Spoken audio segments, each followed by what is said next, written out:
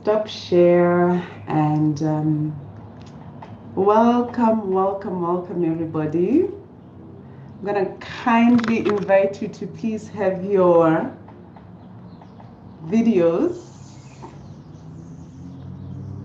very kindly, please, if you don't mind. Can you switch on your videos? Thank you so much. Hello. Thank you so much.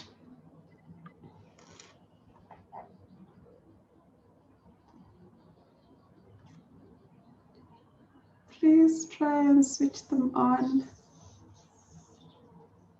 if you can.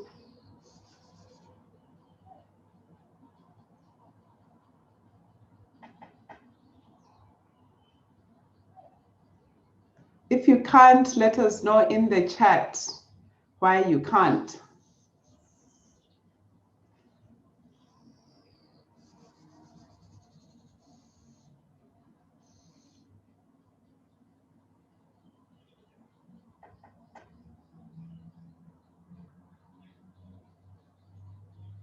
Okay, Meditable. I'm waiting for everyone to have their videos on so that we can start. Very important.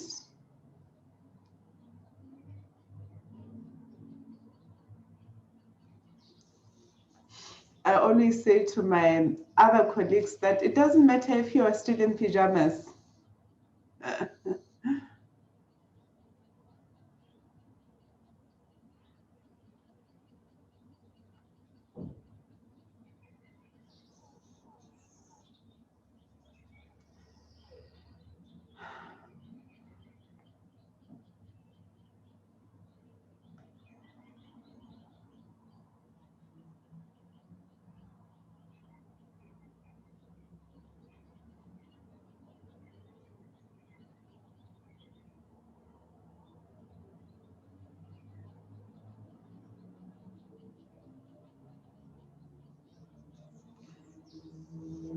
Can everybody hear me? At least, can everybody hear me? Yes?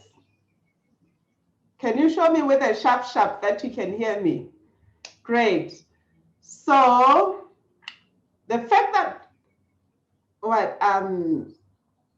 7 out of 12 on the call are not putting their videos on means you expect a webinar style lecture, and I can do that. But I also wanted to make it interactive and do it in a way that it's a workshop and we engage with each other, we think through things, we share, and that's how I deliver design thinking. When we use it to solve our own problems rather than when we get a slide after slide after slide, and it's a webinar kind of way, and you hear about design thinking. I wanted to give you an experience, but that experience is really going to demand that we are all assured that we are all present by switching on our cameras as much as we can. And we're going to be going off to breakaway rooms and work from breakaway rooms as small groups, come back, present. I wouldn't want people in the breakaway rooms with you feel like you are not really present. So it's going to be very interactive, participatory if you want. But if you want a webinar style, I'm also very happy to do that. Yeah, medical lady is my client. She says, no, we want an experience of it. I also love to give an experience. That's how I prefer to deliver a design thinking program. So can you try to switch on your cameras if you can, and then we engage. I have a whole journey that has been designed for us. And if you absolutely can't, even if you're still in bed, Bushoka says, I'm still in bed, it's fine. It's fine, because that's the whole point. So one of the big things about design thinking is it's human-centered. Yeah, it's a human-centric approach. So it's really about, let's just be human. Let's be real with each other. Even if you have a tuku on, switch it on. If you had pajamas on, if you're in your bedroom, it doesn't matter. Switch it on. Let's be present with each other. I'm like this because straight after here as well at 9 o'clock, I have a handy webinar until 12. So that's why I had to wake up pretty early and make myself up. Otherwise, I'm pretty happy to show off on camera from the bedroom and from wherever. So try and switch on your cameras and let's be really human-centered and let's have fun. Do you all have a piece of paper and a pen in front of you? Yeah? Fantastic. Because we're going to do some exercises that are going to demand us to draw, to write stuff, and that's how I had planned to start today. So without your cameras on, you're really going to make it difficult even for your colleagues to do some of the exercises. And then the second thing is even if you can't put your camera on, do you at least have a picture of yourself that we can use for the exercise that we're going to do right now? So Boniswa, Bohlokwa, Mamello, Tshedisehang, Lerato. Do you have at least a picture of yourselves that we can use for the first exercise that we're going to do this morning, right now? Please engage with me and at least type me something in the chat. I'll really appreciate it. Boniswa says yes. Lerato says yes. So that engagement is going to be critical. 2 hours of your time, fully be present and show up and engage. Thank you, Bushokwa. Really appreciate it.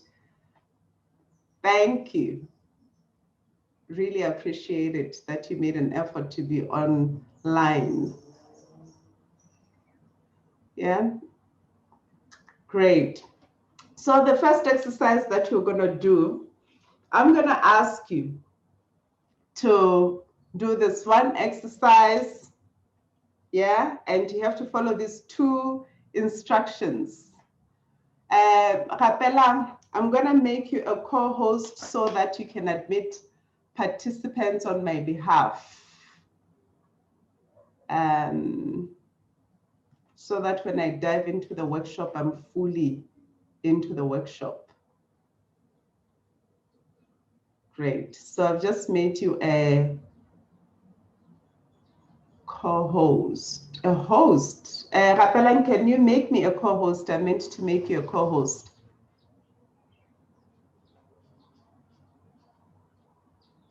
All right. So with a piece of paper in front of you, and for those of you who don't have your cameras on, you're going to have to use your cell phone and put it on camera mode.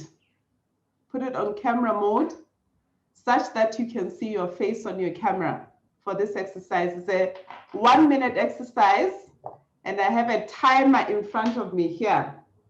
What you're going to do is you're going to follow these 2 instructions. Let me just get my timer ready. You're going to follow these 2 instructions. You have 1 minute to draw a portrait of your face without looking at the paper that you're drawing on. Number 2, without lifting your pen from paper. So you shouldn't at any point in your drawing in this 1 minute lift up your pen from paper. Yeah? So you have to look at yourself, look at your face, and then draw a portrait of your face. Draw a portrait of your face without looking at your paper and also without lifting your pen from paper. You have 1 minute to do this, and your time starts Now, please all engage in the exercise because we are all going to show what our portrait looks like. So let's all engage in the exercise and let's do this. The time starts. Medically, Linda, just Steven, what you can actually do is draw each other because you're in the same space. So if I was in the same room with you, I would have you drawing each other. And then you're going to exchange and give each other the portrait. So you look at your partner. So in your case, you look at Steven and you draw his face without looking at the paper and without lifting your pen from paper. So your time starts now. Remember that it's not about good pictures, but it's about drawing that portrait. Let's go for it. I'm also doing it. So you look at yourself. Those of you who are using the cell phone can look at yourself from the cell phone. Don't look at the paper, Lady. We see you cheating. Shouldn't look at the paper. You look at the face of the person you're drawing. So I'm looking at myself. And you're not allowed to look at the paper. You're not allowed to lift up your hand from the paper at any point. 30 seconds left.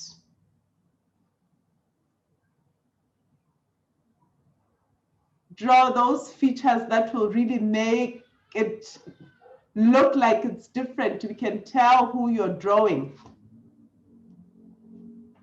10 seconds left. Finer details. Time up. Fantastic. Now it's time to look at the portraits. Show them on the screen. Let's see them. Let's see the portraits. And keep it there, keep them quite close in front of the camera so that I take a picture. Look at all of those Picassos. Aren't you good? I'm gonna take a snapshot of that. We have so many Picassos in the room. Look at that. Now, Stephen and Dikeledi, you're gonna exchange. So Dikeledi, go for portrait.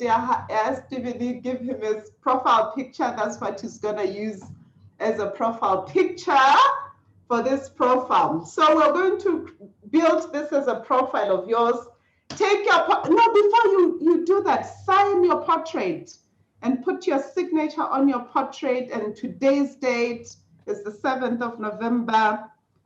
Claim your piece of art. This is your own piece of art. You're a Picasso. Fantastic. And then you put your name on top of your picture. So putting on top of your portrait. Now, I'm going to ask you to write 5 things about you that you usually say when you introduce yourself. So most people will write 5 things about maybe what they do, their career path, their companies they work for, or what they studied, or whatever it is that is on your CV. So you write down 5 things about you. So remember, you're going to share this portraits with me. This is your profile that you are going to write down. So let's write down our profiles. So you have 2 minutes to write 5 things about you on your Picasso.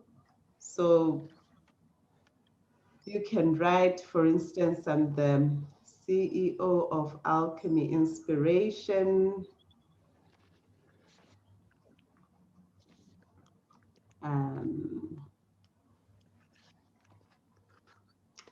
Design thinking specialist. KIII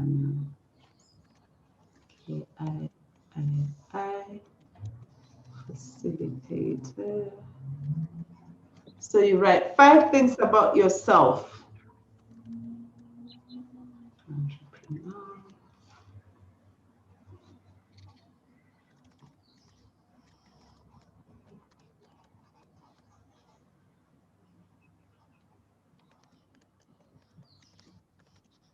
Fantastic.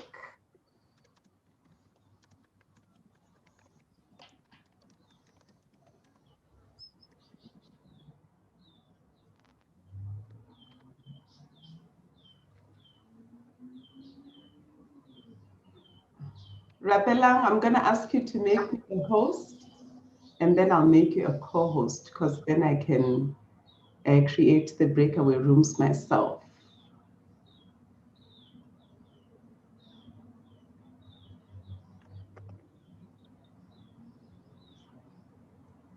Can you do so? Thank you.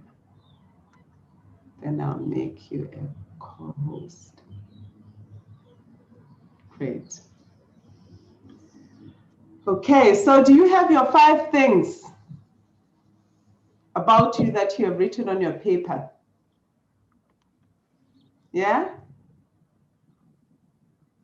Everybody has their 5 things written on your list like that. Under your portrait, that's your profile picture. Great. Now I'm going to send you into breakaway rooms with as pairs. So you're going to be with one other person. Dikelede, I would suggest that you use a different gadget when you do breakaway rooms, just so you have a different experience. So that when you do pairs, you're not always going to pair up with Stephen. You can pair up with someone else. Stephen can pair up with someone different, just to enjoy the experience if you want. But if you want to also do all the experiences together, you're most welcome. So what we're going to do is go into a breakaway room. When you get into a breakaway room, as pairs, you have one other person, and I want you to introduce yourself to that person, show them your portrait and say, this is me. This is my portrait. This is my face. And then tell them about you using everything else that's not on your list of 5. So you're going to talk about yourself without using any of the 5 things that you have listed on your profile page. Is the instruction clear? Yeah? So you're going to talk about everything else about you that's not on your profile page. So you'll give each other 2 minutes. Now, what we do is we also practice something that we'll consistently practice throughout the month in all our webinars. We call it active listening. What is active listening? Active listening is when you get into a breakaway room and then you give your partner, you decide who's going to go first. And then your partner speaks for 2 minutes uninterrupted. And everything is about your partner. You are the listener. Then after 2 minutes, you switch and I'll broadcast a message and say, yes, it connected. Okay. So try and stay muted if you're going to take other calls. So when you get into the room, the other partner now after 2 minutes is going to swap. The partner will speak and you'll become the listener. So I'm going to send you into those breakaway rooms as pairs and give you 4 minutes. So 2 minutes, talk about yourself and who you are without using the things on your list. And then 2 minutes, your partner will do that. So we have 13 people on the call. So I'll create 6 breakaway rooms and all of you will go into the rooms.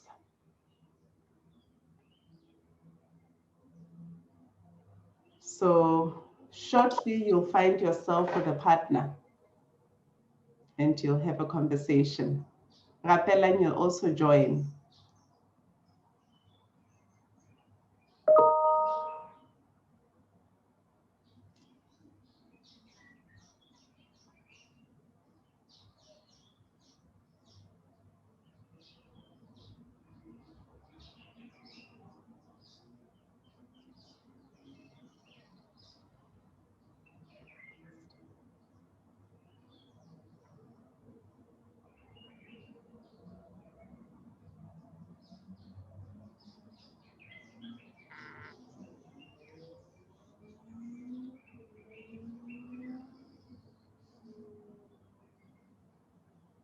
Mamello and Sitisahang, welcome. We're in breakaway rooms. Mamello, why have you come back? Can you unmute yourself? Oh, hello. I'm in the breakaway room on my phone, but I decided to log in using the laptop and log out on the phone. Good. Fantastic. Okay. Good stuff. Right now I'm using the laptop.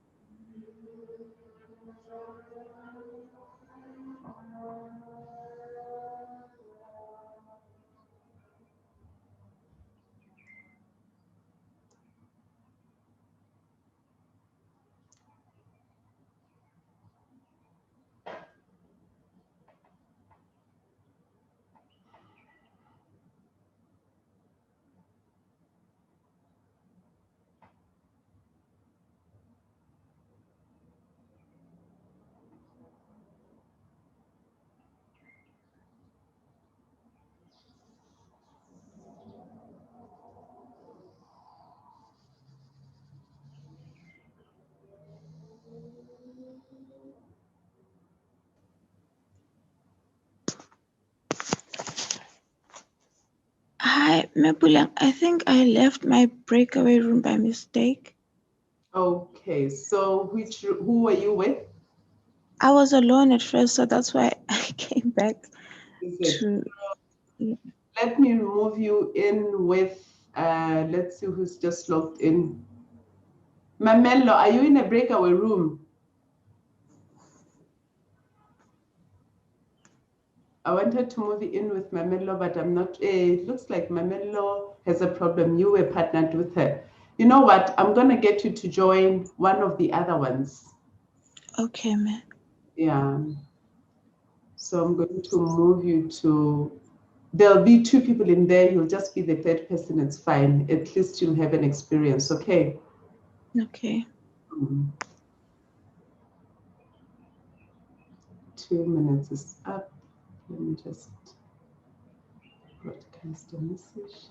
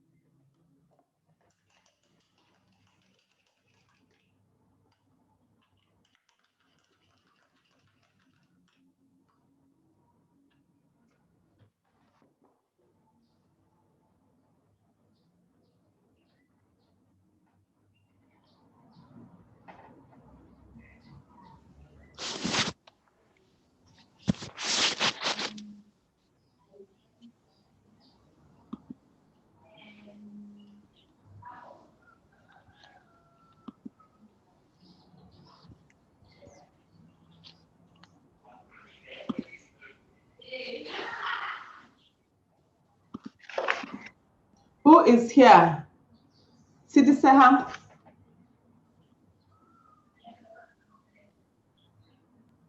Hello, Mepulang. I Hey. didn't want to leave my breakaway room, so I'm still in here and I'm talking to her on the phone. So as soon as we're done with the Oh, it's okay. It's okay. It's okay. I remember you said so. No problem. No problem. You can just mute yourself. Yeah. Hey, I seem to be having problems. What is the problem? It's just taking a bit too long to connect, I think. On to connect back to Zoom. Because I had to reconnect with another device. So why don't you leave and then reconnect again? Just try that. that's what I've been doing. I left and then I'm reconnecting. So I'll do it again. Is it? Hi, guy. Yeah, Han. Just join medical aid. It's fine. Okay. Yeah. 1 minute. Just a quick.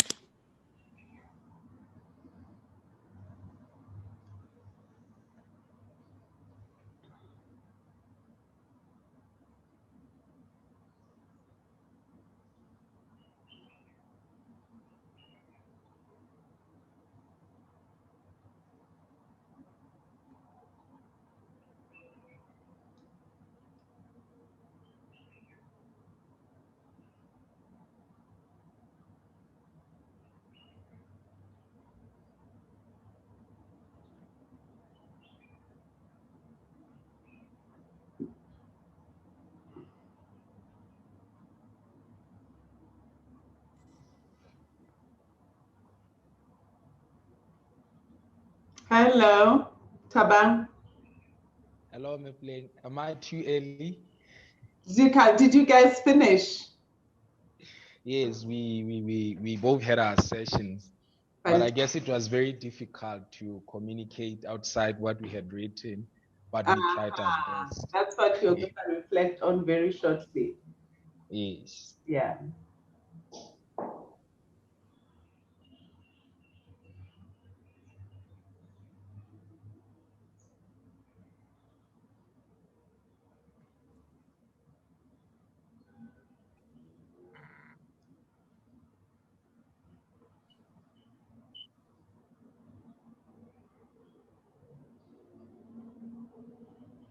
Okay, I'm going to call everyone back.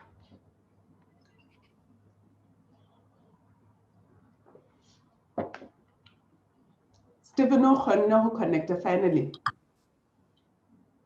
I'm not sure. Let me find out because he went to the other room.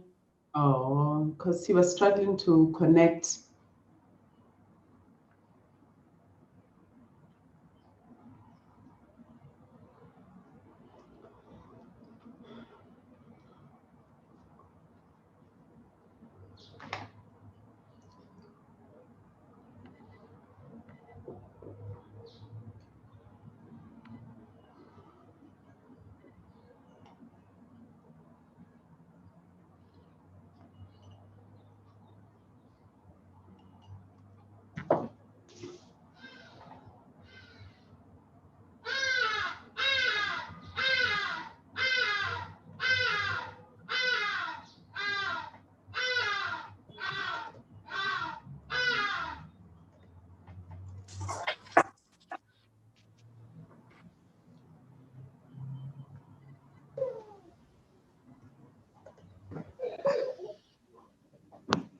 Welcome back, everybody.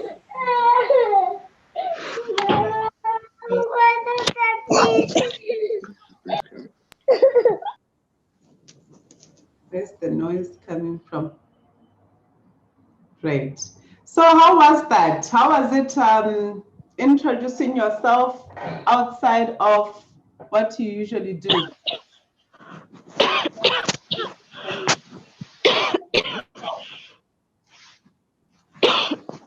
So everybody wants to unmute themselves and just share. So everybody just grab the mic and speak to it. Yeah? Okay.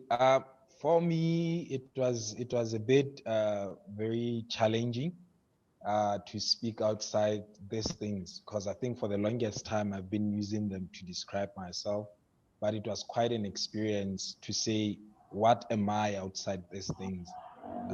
Can I really tell a story without these things that I wrote on my portrait? So for me, it was quite an exciting discovery or exploration. Thank you. Fantastic. Thank you for sharing, Tabang, and you have shared the sentiments of many who have done these exercises with us. And anybody else wants to share? Anyone else, Ditebo, how was it for you? Well, it's awkward. I'd say it's awkward to kind of describe yourself in another light, because you're just so used to saying what you do in everyday life, and when you have to, it's like digging deeper into really getting to know who you are, so you can be able to describe yourself to others. Yes. Fantastic. It's very true that we get to dip a little bit deeper. Anybody, please use the chat as well. Bushoka's already using chat saying it was good, but I realized I described myself only through work. Very true, isn't it? And others, please use the chat or just unmute yourself. So for me, sorry, Mepuling, I don't know if you can be able to take out Differ from breakout room 4, because I think he's still in there, but we've been done. Differ. Yeah. Hi, you're in the Hi. Okay, okay. Yeah, so for me, it was quite easy actually. Differ started and then he struggled a bit. He'll talk about his experience. But for me, it was easy. And I think we even reflected together that I think it's because I I feel like I've done so much internal work to try and define myself beyond, the first 5 things that I'll talk about. Yeah, so it was quite easy to say, oh yeah, also this is who I am, I love this, and I'm passionate about that. Yeah. I love that, because you're so right about, you should have gone through a process of doing a lot of internal work with yourself. Unless you have gone through that process, then it's very difficult. You're absolutely right about that. Anybody else want like something for? How was it for you? Therefore. Hello. Something else. Hi. Yes. Yes, Therefore. Oh, yeah. Hello. Yes. Can you hear me? Yes. We can hear you. Okay. So, okay. So you were asking if how was the session and Yes.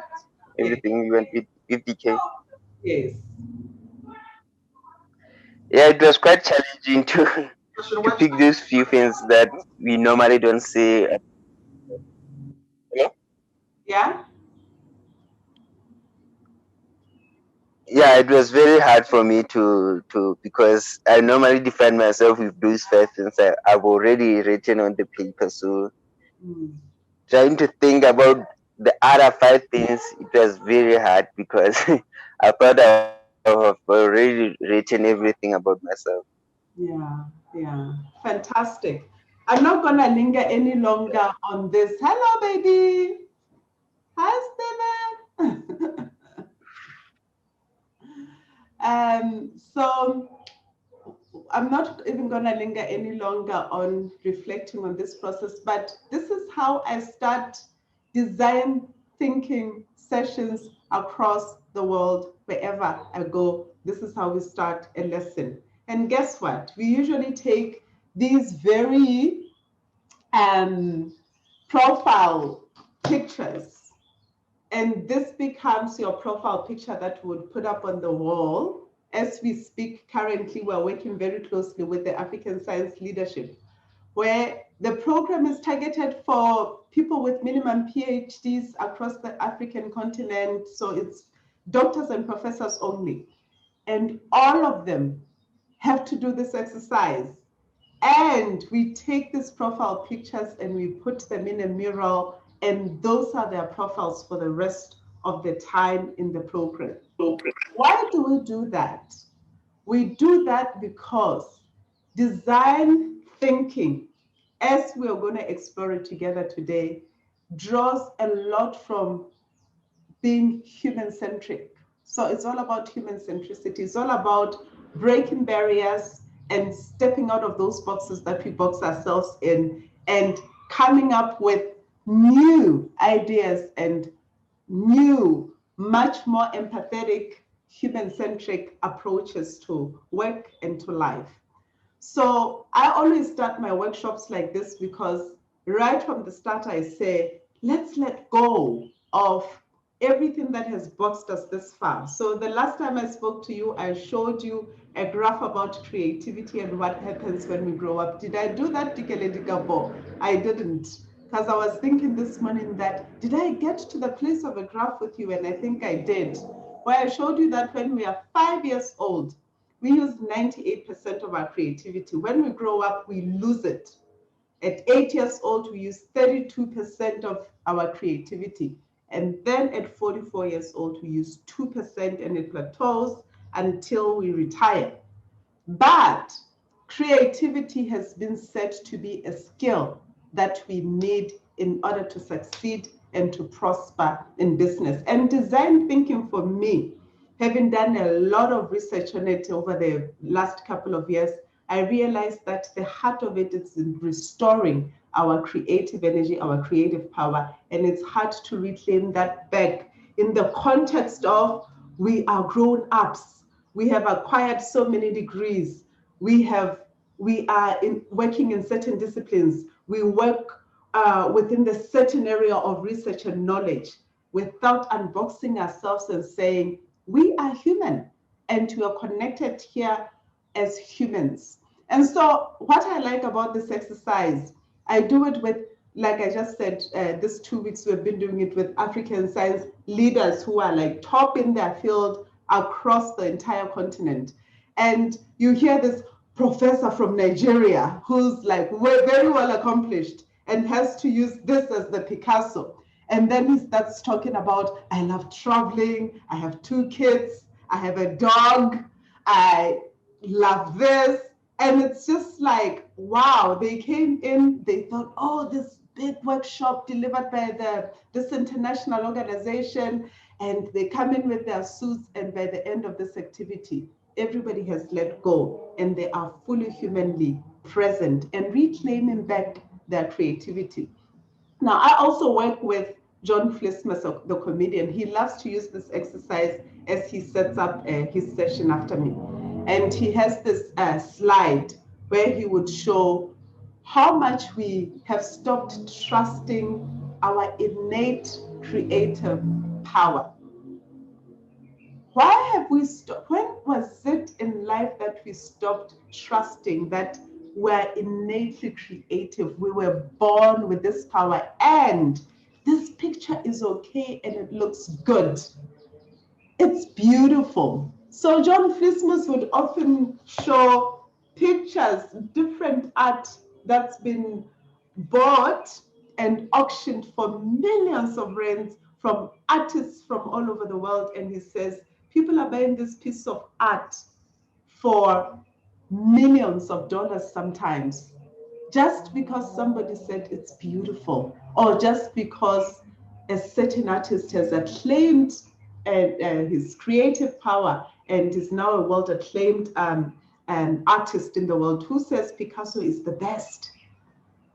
We need to reclaim back that potential, that power, and say, this is beautiful. Whatever you have drawn, it's fine, it's acceptable, and get into the space with those lenses. Now, one of the big principles that we are going to work with every single Saturday, and you'll see the videos that I'm gonna ask you to watch.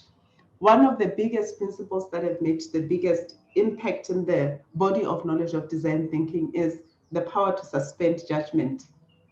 Because judgment is saying, what? This is ugly. Even the little Stephen wouldn't draw their face like this. This is unacceptable. This is just, what gibberish is this? That's your brain saying, I know too much, I'm educated, I have knowledge, I'm a grown-up. This is gibberish. How do we work with recovering our creative power and say, wow, this is interesting. This could be my portrait, and this could be interesting. And I've seen many instances where people have actually taken this portrait, took a picture of it, and then it became their profile picture, whether it was in their WhatsApp or in their LinkedIn profile. If you go into a website, the No Innovation website, this international company that I do facilitation work with, our portraits are all like online pictures because this is our style. We are trying to just break those barriers and not take ourselves too seriously as we come into the space. So part of the things that you'll see me doing with you, when I say videos on, be interactive, be present, lots of breakaway rooms, it's because I want to work with you through a process of reclaiming back your creative power, because you're gonna need it in the divergence process of design thinking. What is design thinking? You're asking. Why are we having this program? Why has Medical AD decided that this whole month of October, we're going to do a program on design thinking? What is its power behind it? Now, for that, I would like us to watch something very shortly that introduces design thinking. But before that, on the chat, can you just give me an indication of if you have heard about design thinking before and what you think it is, if you have, or if you've never heard about it before? Maybe I spoke about it a bit before, but you've heard about it from other people as well. Just pop into the chat how much exposure you have about design thinking. So that gives me a sense of where to start. So I'll give you a couple of, just 1 minute. Pop into the chat or unmute yourself and talk about what exposure you have on design thinking.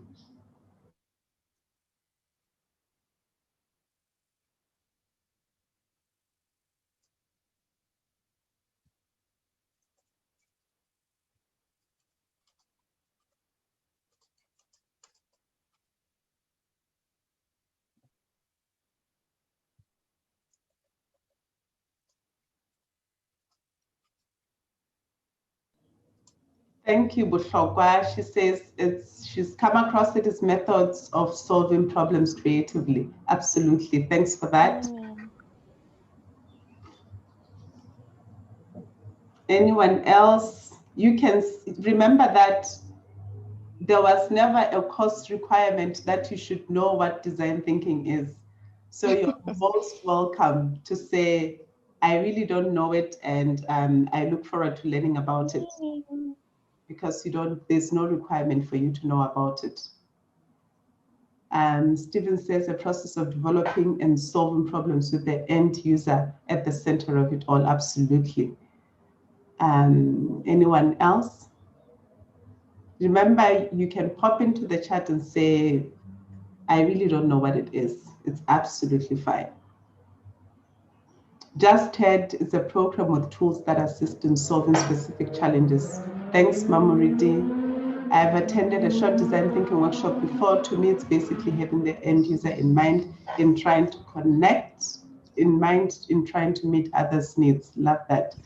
Thank you. So we have a level of skill in our midst. It's fantastic. I had only heard people mention it before, but never knew what it was until our last session with you. I only knew people with this skill were in their fields. Thanks, Tabang. Exposure had mostly from associates and how it's used to create in a human-centric manner. Fantastic. Thank you, Dinelle. Anyone else? Thanks. So there are people who have had a lot of experiences with it and those who have barely heard about it. I'm going to just play a very short clip that introduces you to very high level what design thinking could be from their perspective. Then I'm going to show you just a level of rigor of research that I've done in the field of design thinking. So today is about the what and the why of design thinking. When we come back on Saturday next week, we are going to go deeper into those tools that you use to bring that human centricity, empathy, understanding a customer centricity, and all of that. Then the following Saturday, we'll look at ideation, imagination, and all of that. And then the last Saturday, we'll look at prototyping, testing, and all of that. So for today, let's just dive into the what of design thinking. For some of you who say, I've had a lot of exposure to it, I've even attended courses on it, I would like you to stay open-minded and also add and infuse your own energy into today's session to also give us your own perspective of what design thinking is. So for now, just sit back for 3 minutes or so and watch this video of their own perspective of what design thinking could be. Then I'll speak more about that.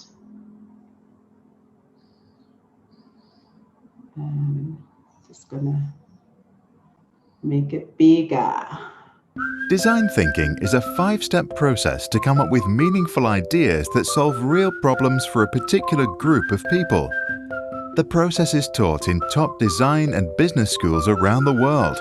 It has brought many businesses lots of happy customers and helped entrepreneurs from all around the world to solve problems with innovative new solutions. Step 1. Empathize. The purpose of Step 1 is to conduct interviews that give you an idea about what people really care about. We need to empathize with their situation. For example, If you want to help old people, you might find that they want to keep the ability to walk around. In your conversations, they might share with you different ways they can do that.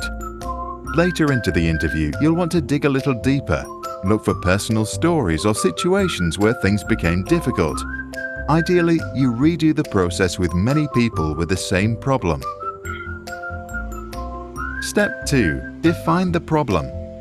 Looking at the interviews, you can now understand the actual needs that people are trying to fulfill with certain activities. One way to do that is to underline the verbs or activities that the people mentioned when talking about their problems, like going for a walk, meeting old friends for tea, or simply going grocery shopping around the corner store. You might realize it's not so much about going out, but more about staying in touch. After your analysis, formulate a problem statement. Some elderly are afraid to be lonely. They want to stay connected. Step 3. Ideate. Now focus only on the problem statement and come up with ideas that solve the problem. The point is not to get a perfect idea, but rather to come up with many ideas, like unique virtual reality experiences, senior-friendly hoverboards, or a modified pushcart. Whatever it is, sketch up your best ideas and show them to the people you are trying to help, so you can get their feedback. Step 4. Prototype. Now take a moment to reflect on what you have learned from your conversations about the different ideas. Ask yourself, how does your idea fit in the context of people's actual lives? Your solution could be a combination of a new idea and what is already being used. Then connect the dots, sketch up your final solution, and go build a real prototype that's just good enough to be tested. Step 5. Test. Now test your prototype with actual users. Don't defend your idea in case people don't like it. The point is to learn what works and what didn't, so any feedback is great. Then go back to ideation or prototyping and apply your learning. Repeat the process until you have a prototype that works and solves the real problem. Now you are ready to change the world or open shop. To experience design thinking firsthand, do the free virtual design thinking crash course from Stanford's D-School right now. You will learn to design a new gift-giving experience. Find the link and a guide for facilitators in the description below. After you are done, share your experience and gift idea in the comments. So that's thanks for that. That was a very high-level introduction from Stanford Business School about design thinking. So a lot of people think that design thinking started from Stanford Business School. It actually has started way back from the 1950s. They started theorizing about design thinking. It's Stanford that played a very big role to bring design thinking into the business space, and I'll speak to that shortly. Now, I just want to share a slide with just my journey of design thinking and what we have conceived and what we call the alchemy of design thinking that I just want to take you through very briefly. And then we will talk about, we'll talk more. Can you all see one screen or two screens? One screen, fantastic.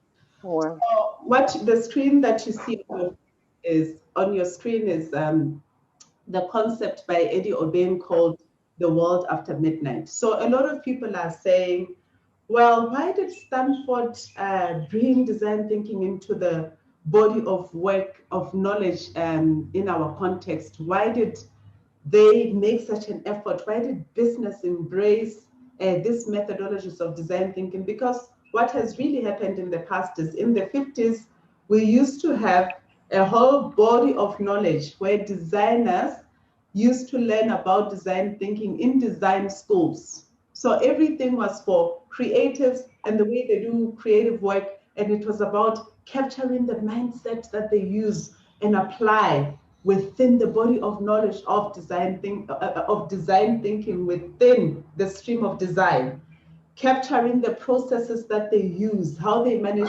how they relate with each other, how they do project management.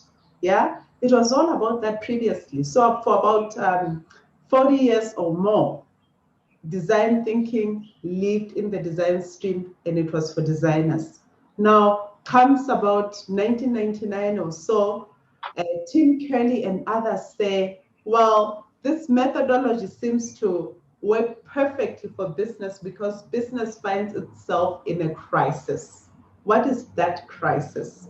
Now, Eddie Obeng captures that crisis incredibly in this PowerPoint that you're looking at. He says that initially, in the world before midnight, the world that we have totally forgotten about, we used to have the rate of learning being way higher than the pace at which things were changing. So we used to enjoy this wonderful world here where we were smarter than the system. We were learning faster than the way in which the world was changing. I don't know your ages, but I'm 40 and I have lived in that world. Some of you might have never tasted that world before. It's possible. I've understood now in my work that lately some of the delegates that I speak to are like, what are you talking about? Was there an era in life where there were no cell phones, where there was no internet, where there was no connectivity? What did you do without Google and WhatsApp and everything else? And yes, I've lived and worked in that era. And I want to tell you a little bit about that era. It was a fantastic, very interesting era to live in. So we finished I finished my degree at the National University of Lesotho in year 2000. In fact, when I was still at university, I was studying computer science, and we had a competition by Vodacom, and I was one of the first people to have a cell phone at the university because I won that competition. And the cell phone, they gave me 50 Rand airtime, but then there was a glitch in the system that gave me endless airtime. So I had airtime forever, and everyone from the university was just using my phone to make calls internationally, locally, wherever. It was a little tiny 3210. And it was just such a thing that we used to go to call boxes to call our parents, and all of a sudden, here's this gadget that can actually connect us to the world. We have been at varsity where we didn't have computer labs. We didn't have computers in our rooms, we didn't have cell phones, we didn't have tablets, none of the connectivity that we have. And when I finished varsity and went into industry, and Dr. Speaker was starting the computer business solutions that most of you know, he would always select one student to work with. So in my year, he selected me to work with him. And we're probably about 7 in the company trying to digitize the country.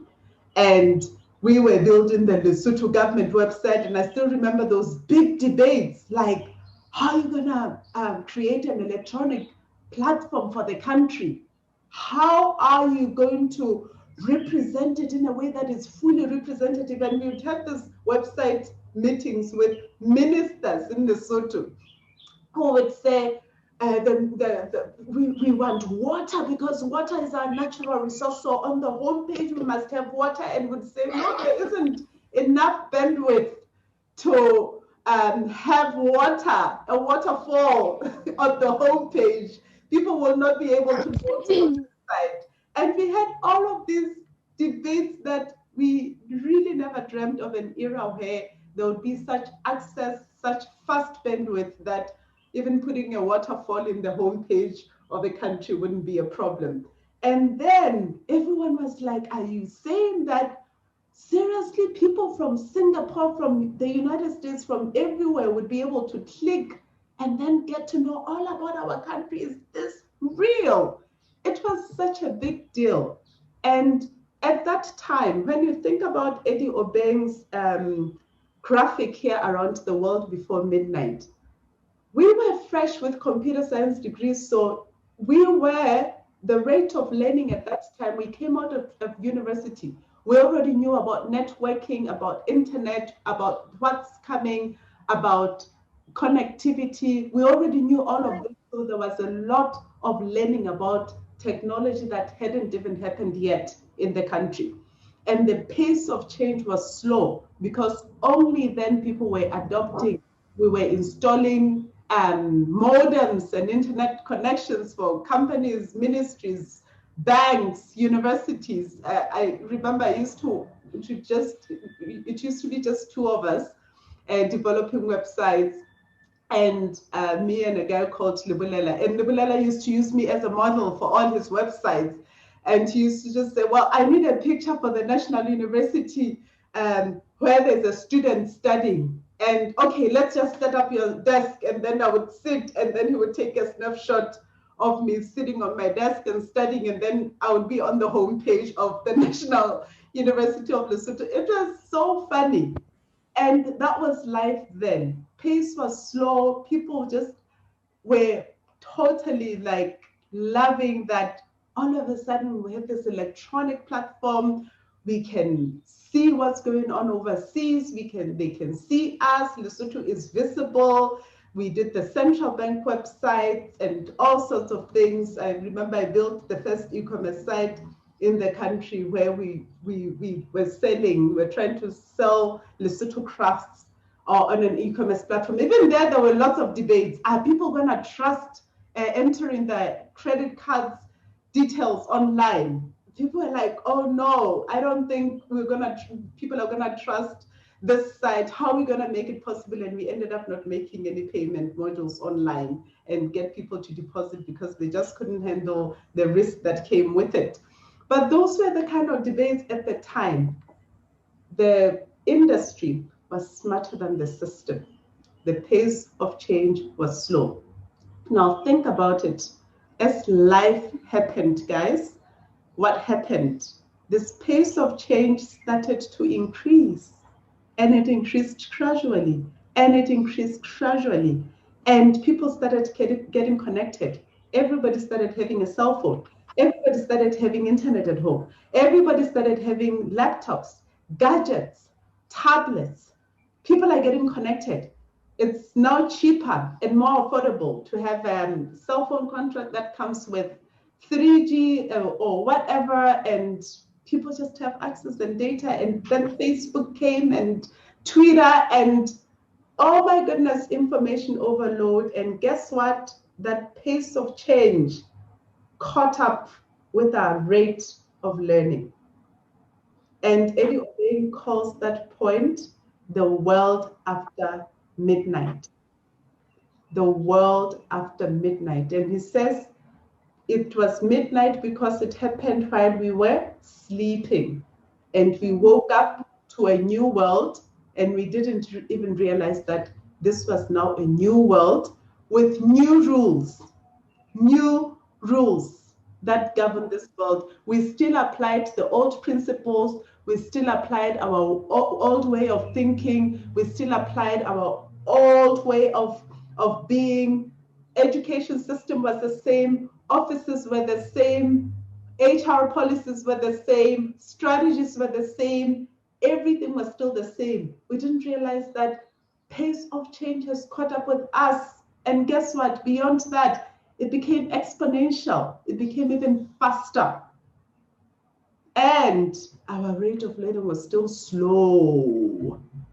University degree and whatever, 4 years, and teaching the same things that we taught, same systems were deployed, and that gap between that pace of change and rate of learning became bigger and bigger and bigger, and the wider it became, the more disrupted we were becoming.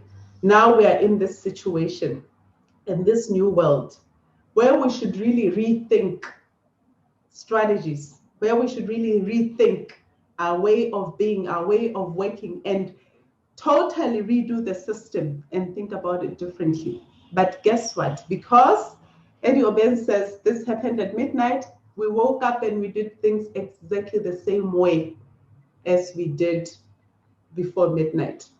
So these ways of being couldn't serve us anymore in this new world.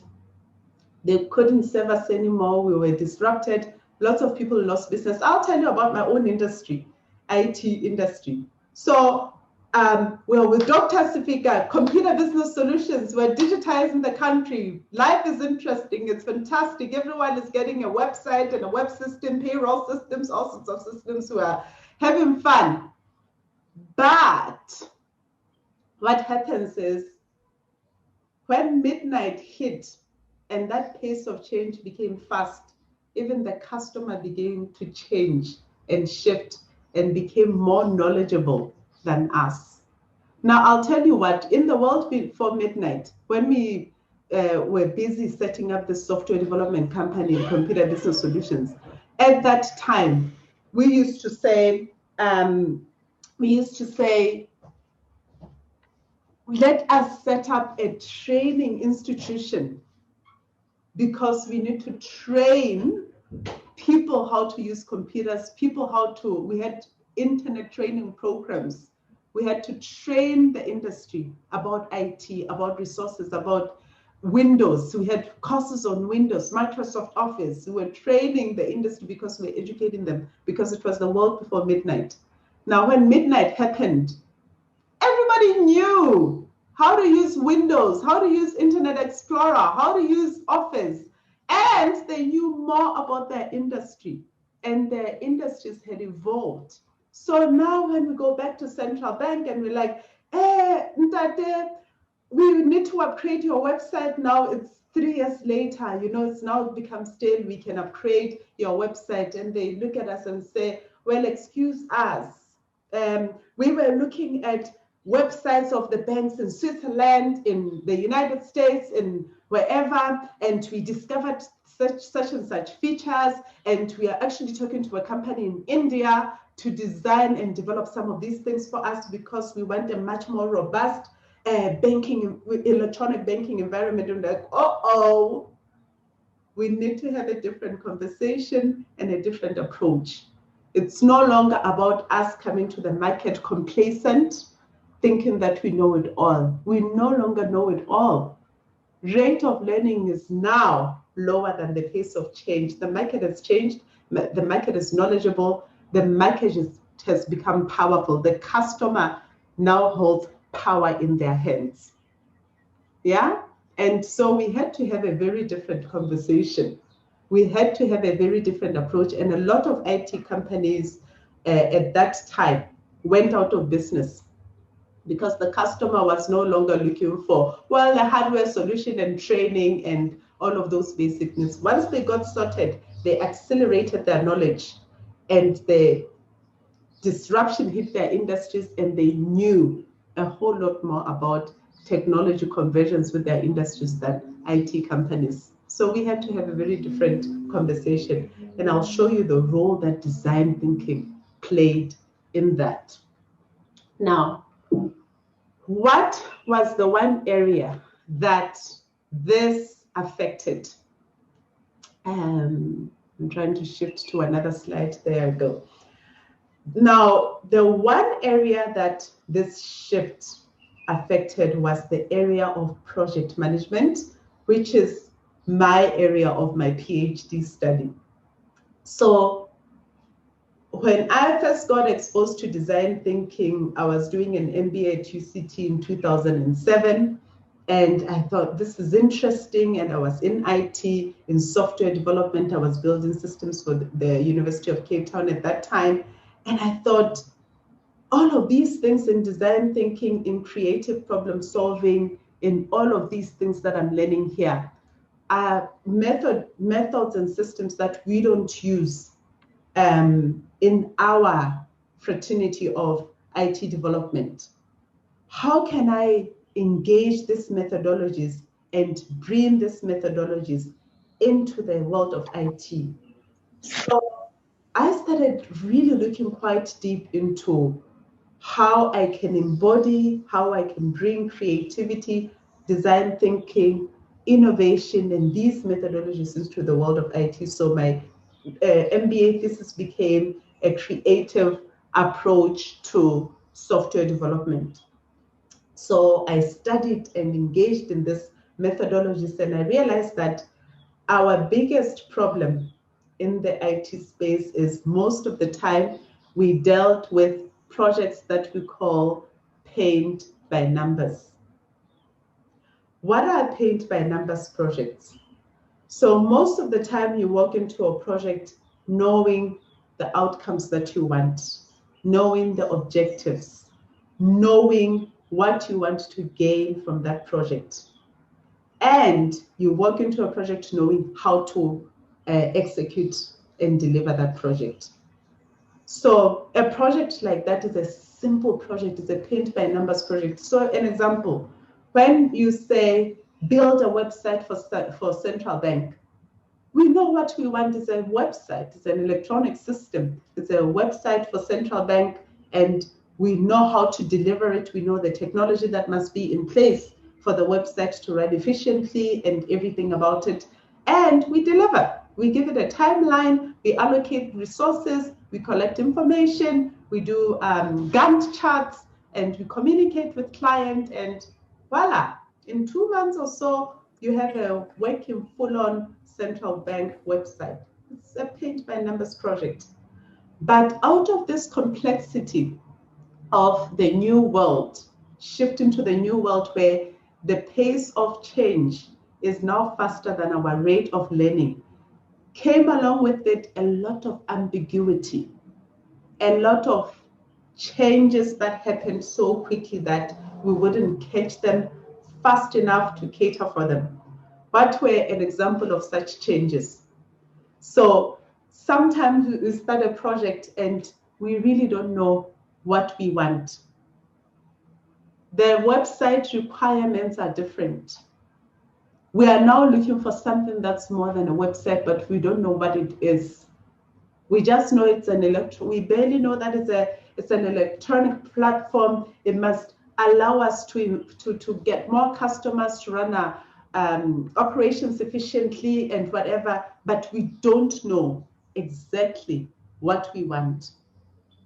And even though we have all the skills, so we have knowledge of PHP and Java programming, JavaScript programming, we can do all sorts of development work. We know exactly how to deliver any web system, but we really don't know what we want as a customer, a central bank which has now evolved and seen all of this capability, but they're like, but we don't know how to put it in words to tell you what we want. So it introduces a new type of project into our world, and that project, we call it a movie project.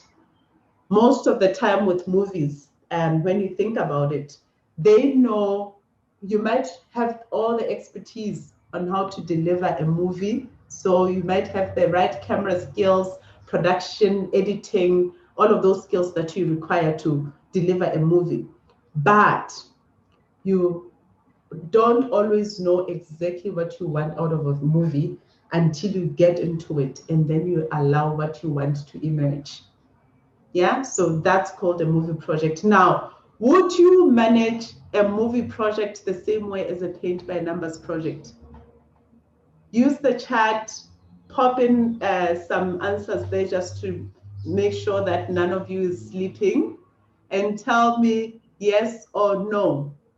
Would you use the same methods of managing projects, a movie project as the same as paint by numbers projects? I see a lot of no's, and I agree.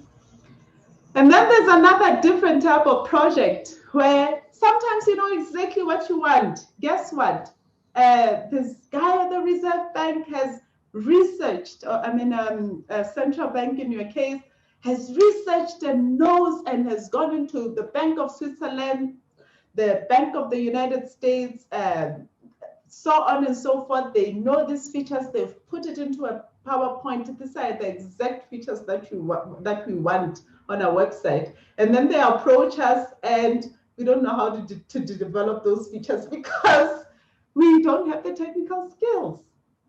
And now this is a different kind of project that we call a quest. So the approach has to be different. We have to now go on a quest of acquiring some new skills. And do we even have the infrastructure in Lesotho to deliver a project like that? Do we even have an environment that can support delivery of such a system? It's a whole new journey and a whole different approach of project management. Now we have a West kind of project, my favorite project, which is a project where you don't know how and you don't know what. You don't know what you want. You don't know the outcomes. You don't know the objectives. You don't have clarity of what you want to get out of a project. You also don't have the skills. You don't have the processes. This is an innovative project. Innovation is supposed to emerge out of a place of not knowing, because innovation is about coming up with something new. If we know what we want, it's not innovative, because then it means there is a knowing for it. Yeah, some people call it a research and development type of project, where we need to go on a quest to research and dig and come up with new things in a field. Some call it a novel type of project. Some call it a dense project. A dense project is a dynamic, non-linear. C, N is for nonlinear. A is for ambiguous, non-linear. C is for complex, and E is for exploratory. So a dense project has all of these characteristics of pain, of not knowing. It's not a linear project, it's non-linear, and it's highly ambiguous. We don't know what's going to happen, and it's highly complex. It has too many different parts that speak to it, and it's an exploratory kind of project where you need to look for new solution. And some call it an exploratory project. Eddie Obeng, the same author who came up with The World After Midnight, says, you are in a fog. It's a foggy project. What's a foggy project?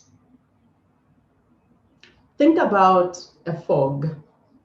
And Lesotho, I know in winter, sometimes when you wake up and there's just a fog and you're driving to work and you can only see this far in front of you, and you have to drive slowly because you can't see that far ahead of you. You can only see this far, and you drive slowly. The closer you drive, the further the fog moves. And then sometimes you just have to go to a different direction, because as you got closer, you saw that there was a bit of danger and you have to take a different direction. And it's a very different kind of drive to work, because there's a fog and you can't see as far as you always see. Yeah. And that right there became my PhD study, because I was interested. One, I said, increasingly, these are the kind of projects that we're going to see emerging. And two, I wanted to master the process of innovation and understand it, because I was like, there's nothing as boring as starting a project and knowing the outcome so clearly, because by the time you deliver it, it's just boring. I don't want to live a boring life. I want to constantly be in a place of discovery, new insights, and inspire and intrigue people to always want to seek new, interesting options, solutions for whatever that they do. So I focused on that, and that became my PhD study of how do you navigate a foggy project a dense project, an innovative project, using design thinking and using creative problem solving. So that was my research journey. I then realized that there has been, all of these years, another existing body of knowledge of creative problem solving, and I'll get to tell you more about that later on. And how I've infused that into this framework that I came up with. So this body of knowledge of creative problem solving, also that emerges from 1954, from Alex Osborne and Sid Pans. So Alex Osborne is the O of BBDO, and BBDO is one of the biggest award-winning advertising agencies in the world.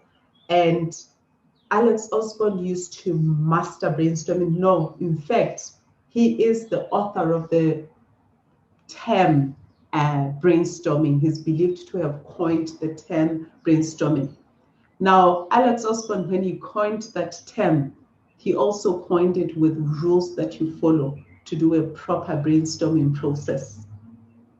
So Alex Osborne partnered with Sid Pans. Sid Pans was an academic at New York State University, and Sid Pans was curious like me, like, how can I bring creativity into business, into a university, into different other facets of industries that are not creative?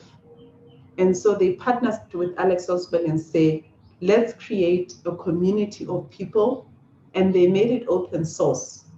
A community of people who are going to research on how to bring creativity and your brainstorming methodologies and create methodologies that can be adopted by business people to be creative and to bring this designly way of thinking, creative approach to projects and project management and strategy and work and new mindsets, and see what we can do with that information.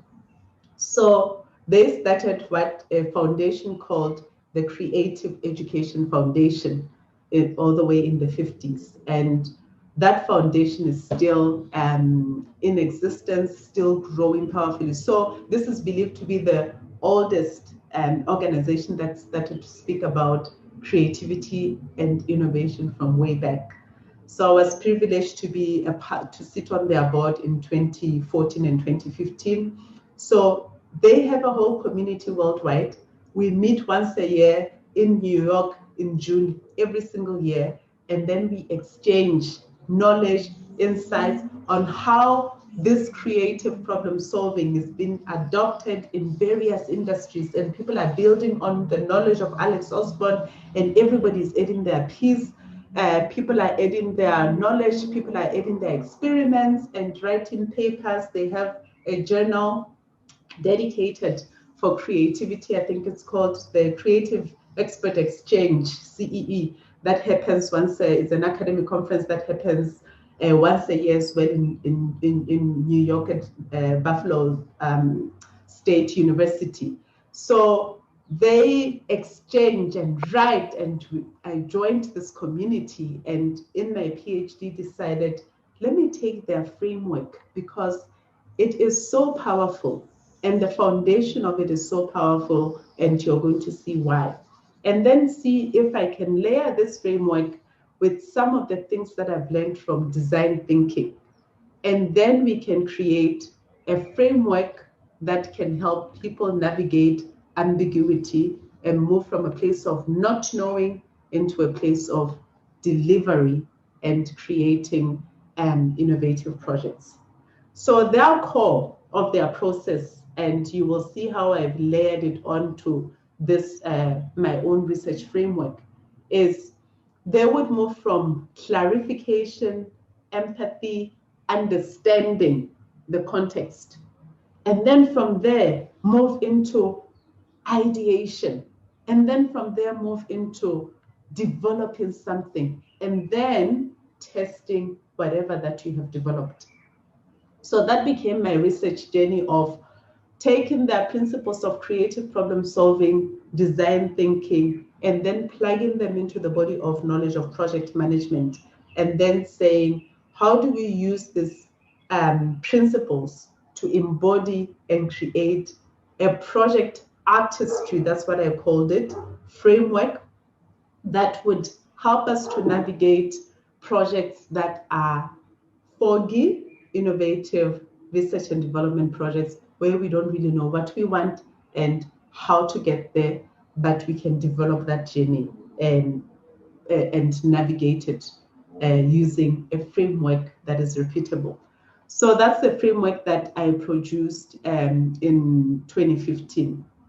Now, this is what it looks like, and I have applied this framework in over 20, about 20 industries locally, globally, in the last 5 years through Henley Business School, where I was asked to set up the Center for Innovation, Creativity and Entrepreneurship, worked with over 50,000 delegates from all over the world, and we've used this framework both to do what we call action learning, which I kind of want to take you through. So I'll take you through a taster of action learning, which is why I'm saying I want our 2 hours on Saturday morning to be more of facilitated workshops than me speaking at you. This is really the last time where I'm gonna speak at you, yeah, with slides after slides after slides. If we do a facilitated process,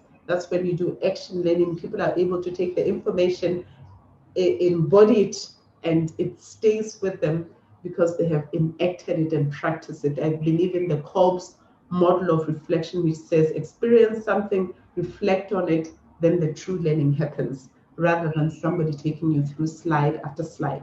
I'm just setting up this context so that you understand the why of design thinking and the why of the work that we're going to do with you in this 1 month. So this framework emerged out of taking this Sid Pants and Alex Osborne's 70 years worth of work as a framework, and this is the process that they would follow in the creative problem solving space, where you start with project contextualization, project ideation, coming up with a prototype, and then project conceptualization. But I said, if you take the creative problem solving process as is, and that's what you do, then guess what? It becomes another mechanistic process that brings no emotions, feelings, empathy, humanity, heart, life change into it. It becomes just another technical process like all the other processes. In fact, one time we were with our body of a group of people from this community of people in the creative space from all over the world. We're in this conference in 2015, I think, and we had a particular session that we named Creativity for Scientists, Technologists, Researchers. And then we decided to map out all the processes that we use in different fields. And we realized that at the core of every process is exactly this. There's nothing new here. It's understanding context and understanding the problem and getting to the heart of it, and then coming up with a question that you answer and come up with a solution, and then from a solution you develop it into a prototype. Then you conceptualize it and you test it, and if it has worked, then it's a successful project. That's normal. But then we realize that the creative problem-solving process has the exact same heart to it, but it brings a bigger magic around the diamond. And I'm going to talk more about this diamond. This diamond gives us the ability to open up to a matter.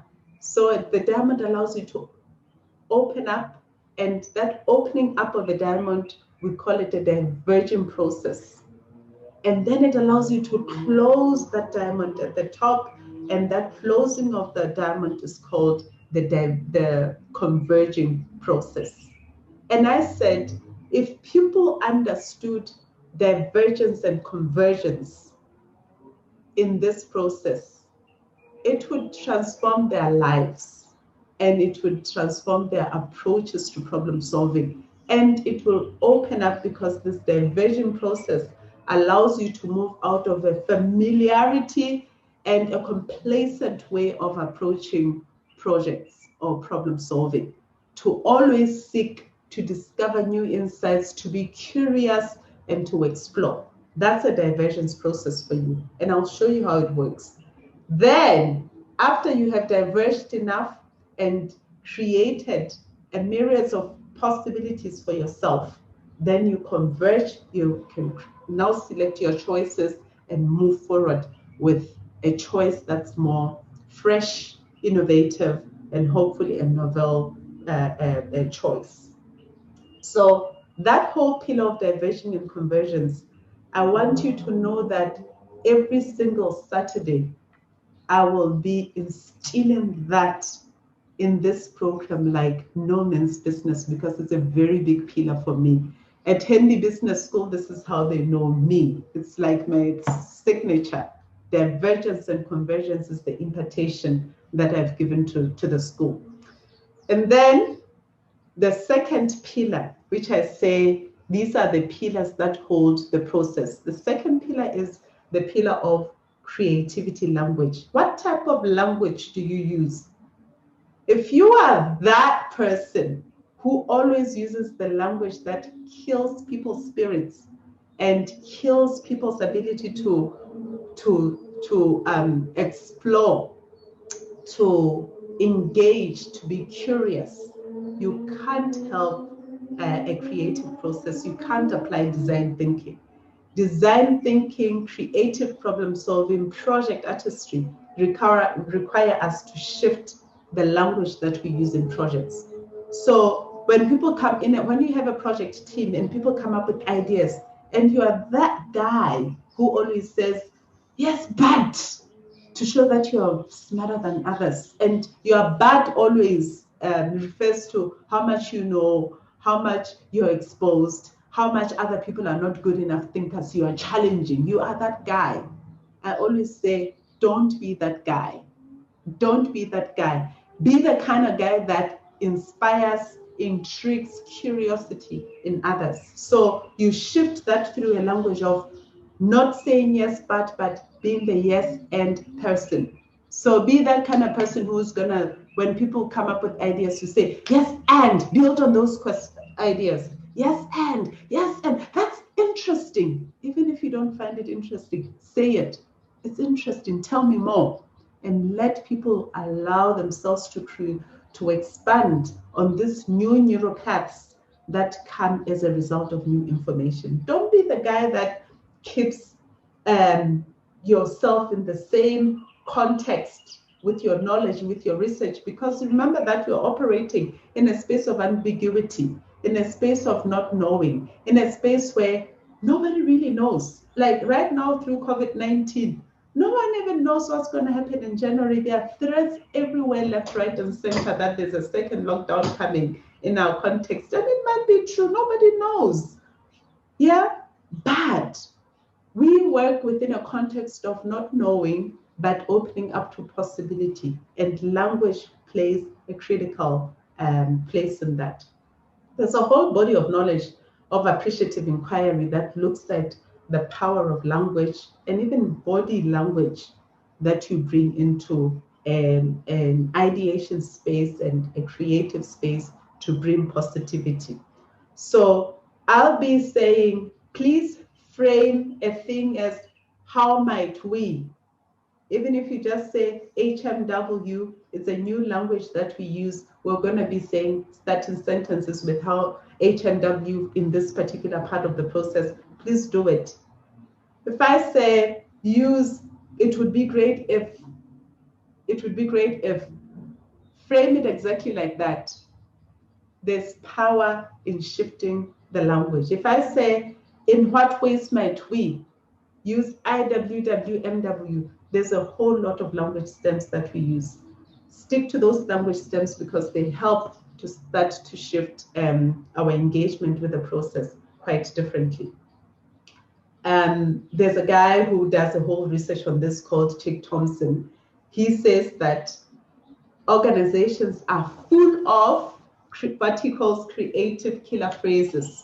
What are creative killer phrases?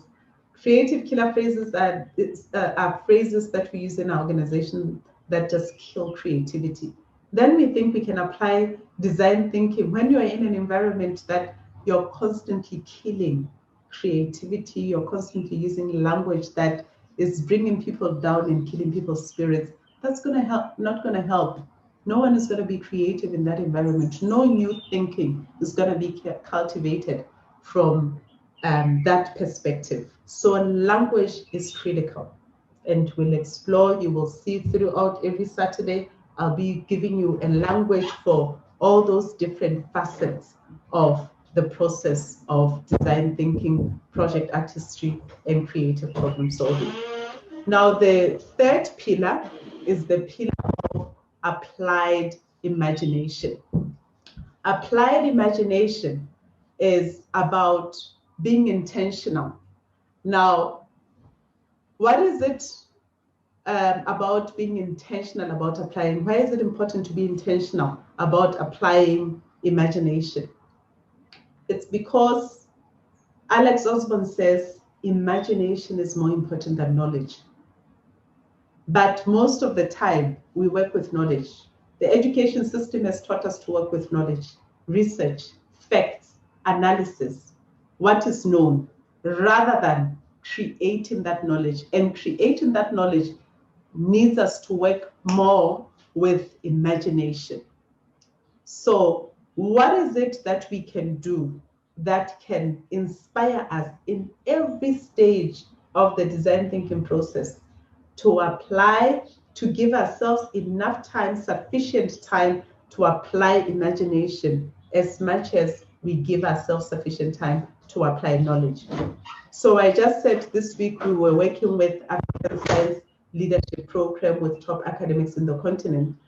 Literally, as we designed their program for the whole week, we take them through this entire process, same process, project artistry process, and we design it in a way that we know this 3 hours will be working with imagination. So yesterday, I was doing 90 minutes of imagination work with them. Just imagination, nothing but imagination. We are going to reimagine this future of this continent and its leadership when it comes to academics.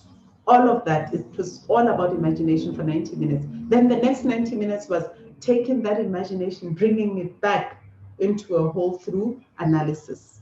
So how do you become intentional about it? 2 weeks back, I did it with the women leaders of the world in a 2-hour process where they were doing their visioning work. So we take a whole 2 hours with these women leaders who are already doing incredible work, but we are saying push the boundaries even further by applying your imagination to 10 years from now, where do you see yourself? 5 years from now, what's going to get you there? And then we use different tools. We use picture collages, we use feature headlines, and all of these kind of processes and procedures that allow us to be intentional around applying our imagination. So part of the work I'll be doing with you every Saturday is to help you to be intentional around applying your imagination. Then the next one is reflection and learning. And this is where I'm going to invite you to be very present with me in the process. When I say cameras on, engage, use chat, participate, give me feedback, whatever it is, all of it is because I want the learnings to learn. I want us to be present with each other. But most importantly, I want you to reflect on the learnings that you receive. Reflect on every aspect of that learning that you're receiving in the program.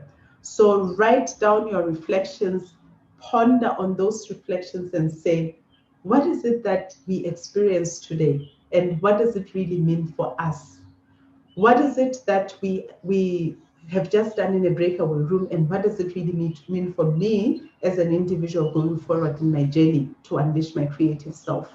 That pillar of reflection and learning, in fact, it's a very strong pillar that I brought into that learning space as well at the business school and also in this African Science Leadership programs, where I even said every learner must be bought a journal to write down your learnings and to remember your learnings and to internalize and understand and unpack and make meaning for yourself of the learnings that you are harnessing from a program. So when I ask you to spend the next 5 minutes, I'm just going to play soft music in the background, write down on a piece of paper as much learnings as have come out for you in this 2-hour session that we have just had. I want you to please play along. Give yourself that opportunity. Be open to that process. So bring openness, feedback, exchange with one another. Just come along with me on this journey and let's see what's going to be uncovered of it. Now, those 7 E's at the bottom are what I call the foundation of this process. I say everything of the Project Artistry framework is framed around empathy, human centricity, seeing the world from others' perspective. If you don't bring that humanity into it, then it's not truly design thinking, it's not truly project artistry. Empowerment, empowering others. It's not about one person being empowered and one person speaking, but it's about empowering each other through language, through trust, through building each other's creative confidence. Then engagement. When I say the sessions are going to be engaging, they're going to be around how we tap into each other, exchange with each other, and have an engaging experience. It's what we need to let the learnings land. Then dealing with emergence. So I'm not going to tell you upfront that at the end of the program, you would have created a project like X, but I want you to allow it to emerge from within you. As you take in concepts, as you chew on concepts, as you meditate, as you ponder, as you reflect, you do your pre-work and watch the things that I ask you to watch, and I'll be sending a lot via email of things that I'm asking you to please watch. It's to help your own learning journey and to just open up to these concepts. And then there's experimentation. Let's go and experiment design thinking together. Let's explore it together. Let's see what it looks like if we allow ourselves to just experiment. I tell you that I have seen amazing changes. Just 2 weeks back, we received an award at Henley Business School of the most transformational program for Standard Bank, Henley Business School and Gibbs. And it's a program where Standard Bank had said to us, Gibbs, Henley Business School, we know you're competing business schools, but come together and bring the best of each institution. Design an experience for our leaders from 20 countries in Standard Bank and teach them design thinking and human centricity, and let them find their own passion and find their own ikigai and space of purpose and apply design thinking to create initiatives out of it. And we want Fuleng to teach on both of these programs, even though I was employed by Henley Business School. And they said, we want you to be rigorous, push boundaries, Fuleng, and let them understand and get design thinking. And after 3 years of doing that, we had trained 330 something leaders of Standard Bank. Some of them are even from Lesotho, and 20 countries where Standard Bank has its footprint here in Africa. And we have won this big award of the most transformational program because they said the level of change that we saw in people's lives was beyond understanding. Some people, yes, left the bank because they found their passion and they went to pursue it. Some stayed but made such a big impact. And all of this evidence was there to support. Competing with Harvard, MIT, and other big business schools, this happened for us at Henley Business School. And I think it's because we brought a very deep sense of experimentation in that program. And everyone was willing to go on a journey with me and experience things that were very uncomfortable sometimes, very uncomfortable. There was a lot of crying by old white males in class, and a lot of deep sharing, a lot of art, a lot of dancing, a lot of music, a lot of, I'll share with you some of the slides from those programs that we ran. It was just, people just brought themselves in. They started with this Picasso exercise that we did this morning. And it just broke the barriers, because they would come in from Uganda, Nigeria, with their suits and the head of what and the head of that. And then they would get into a session with me. And by midday, they're just like, okay, I'm just a human being. And I'm happy to be with other humans. And this other guy from Zimbabwe the other time said, you know, Pule, I can't believe that Standard Bank have paid you millions, as in you, as in the business schools, millions just to bring humanity out of us, just to make us human again. I can't believe it. And it changed their families. There was one guy in Lesotho who actually said, my wife said, this is the best program I've ever been to in the over 10 years that I worked for Standard Bank, because this time the program has changed me, my relationship with my wife, my relationship with my kids.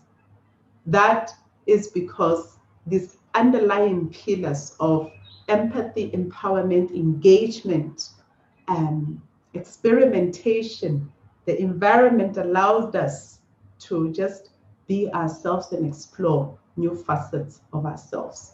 And this is my invitation to you. Will you come with me on this journey? And are you willing to be comfortable with being uncomfortable, and inspire proverb, as Medical Lady says it? So how are we going to do this? I am going to give you a copy of my book, The Alchemy of Design Thinking. They should be getting to you hopefully this weekend. My sister is here in Johannesburg and I've packaged them for you. I hope I can find a way to get them to Medical Lady. Medical Lady will get them to you individually. And I want us to work with this A to Z of design thinking that emerged from this, my PhD thesis, where I said for every letter of the alphabet, I'm sure that there's a design thinking that we can come up with. And I've tested this A to Z's of design thinking from in the last 5 years in different facets of the process of design thinking, where we do lots of work around ambiguity tolerance, around brainstorming, co-creation, diversity. E has become empathy now, because I also evolved the book quite a lot, and so on and so forth. So you'll receive a copy of this book. It will have QR codes in it, and I'll be saying in between, watch QR codes related to 5 letters, because we need the 5 letters for the session next week, Saturday. Then on that Saturday, we will work and explore together. And then I'll say, go back to your book, work through 6 letters for the session on Saturday, such that we try and cover all the A to Z at the end of the program. So that was me laying the context and me feeling like I've spoken for a very long time, with only Medical Lady encouraging me with some text in the chat. Thank you so much. It's really appreciated.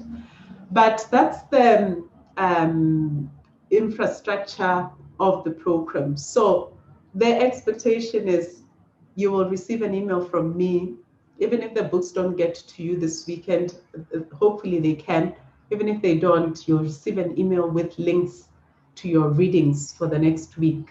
It will be readings, things that you watch, and so on, that speak to some of the A to Z's of design thinking that are related to next week Saturday. Next week Saturday, we're strictly going to look at the first stage of design thinking, which is empathy, context understanding, uncovering, the problem from a user's perspective and digging deep beneath the iceberg and understanding how to dig deep beneath the iceberg in everything that we do.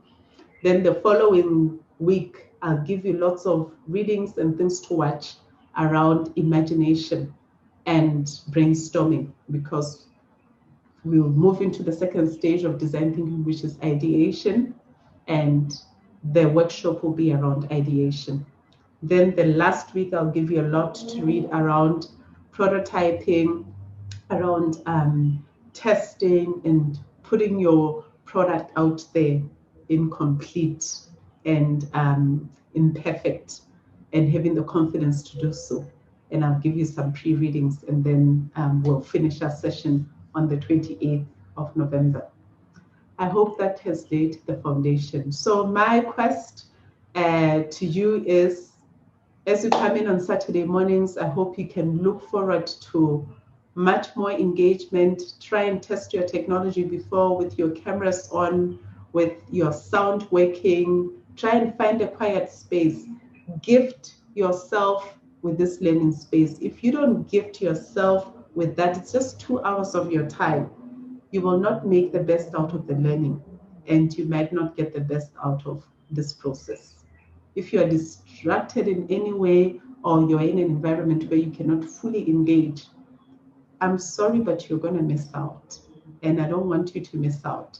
It's just 2 hours, and I think it's beautifully positioned very early on Saturday morning. That's when we don't get a lot of calls and family demands, and we still have time to go shopping and to do other things. 7 to 9 is a time that you can say, I'm going to be selfish with this time. It's my time, and I want to make the best out of this learning experience. If you need to borrow a gadget, borrow it. If you need to relocate, go to a space, another space on Saturday mornings, maybe it's a relative space which is much more quiet, where you can spend the 2 hours selfishly indulging in this learning experience. Do it. Just give yourself the space, the chance, and enjoy it. Enjoy it. This can be fun, but I need you to engage, and I need you to be present, and I need us to go into those breakaway rooms, work together, have conversations. The bulk of the learning will come in the rigorous that we apply in those engagements than in me presenting a PowerPoint slide. Is that okay?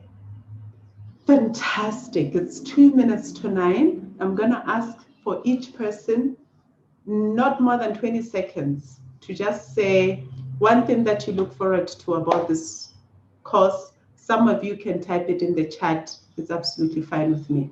And then we end promptly at 9 o'clock so that I jump into Henry Business School.